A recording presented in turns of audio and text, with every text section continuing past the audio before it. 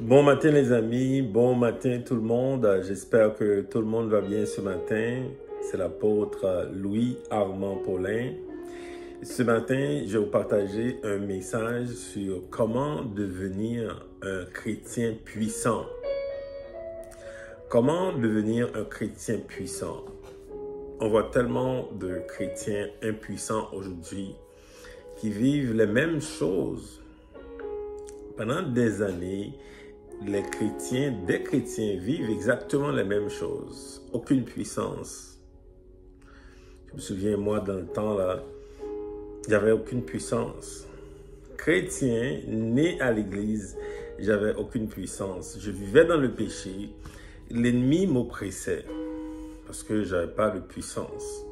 Alors que la Bible parle des chrétiens, des personnes qui croient en Dieu, devraient vivre en puissance. Alors, c'est quoi la situation par rapport à des chrétiens aujourd'hui qui n'ont pas de puissance pour changer des situations dans leur vie?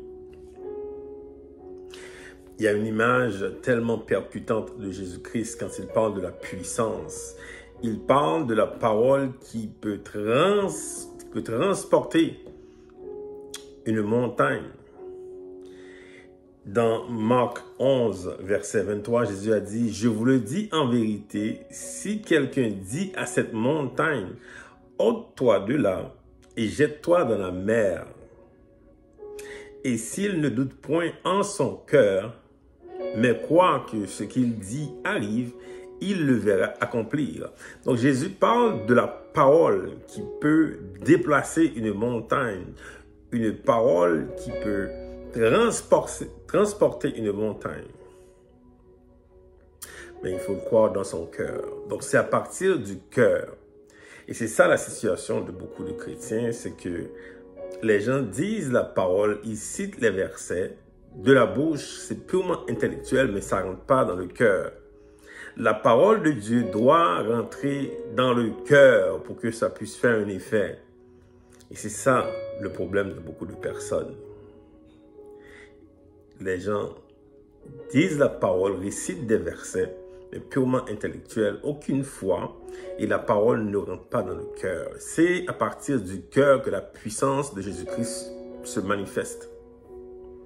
C'est à partir du cœur. Quand le cœur croit, quand le cœur a un cœur qui croit, ce cœur devient puissant et la parole qui vient du cœur transporte des montagnes. Moi, personnellement, dans ma vie, j'avais une situation terrible.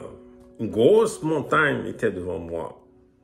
Mais j'avais absolument la foi en Dieu. Et je parlais à la montagne avec la puissance de Dieu qui était en moi par rapport à la situation. Cette montagne s'était déplacée à cause de la parole de Dieu qui était en moi. Et puis je croyais dans mon cœur.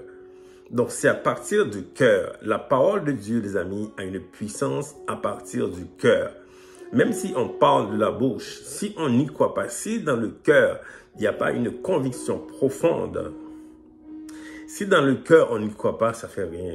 Et c'est ça la situation de beaucoup de personnes aujourd'hui qui récitent la Bible, qui récitent des versets, là, des psaumes qui racontent beaucoup de choses, qui racontent.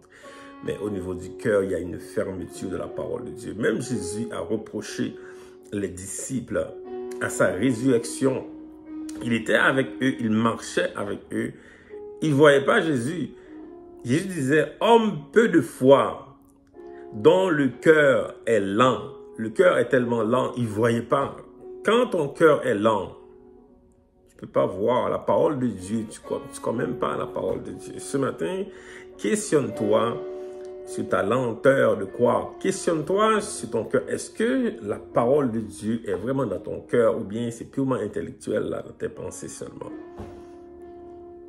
Ce matin, le Seigneur te pousse à te questionner sur la parole même que tu lis à chaque jour, la parole de Dieu, la Bible que tu lis. Est-ce que tu y crois dans ton cœur? Est-ce que dans ton cœur, il y a cette conviction profonde que Dieu peut changer tout? Et de cette conviction, tu parles à la montagne, tu parles à la circonstance, tu parles à cette maladie, tu parles à ce problème dans ta vie. Et cette montagne va se déplacer parce que tu y crois. Parce que la puissance de Dieu vit en toi, dans ton cœur. Alléluia. Merci Seigneur. Bonne journée les amis. À bientôt.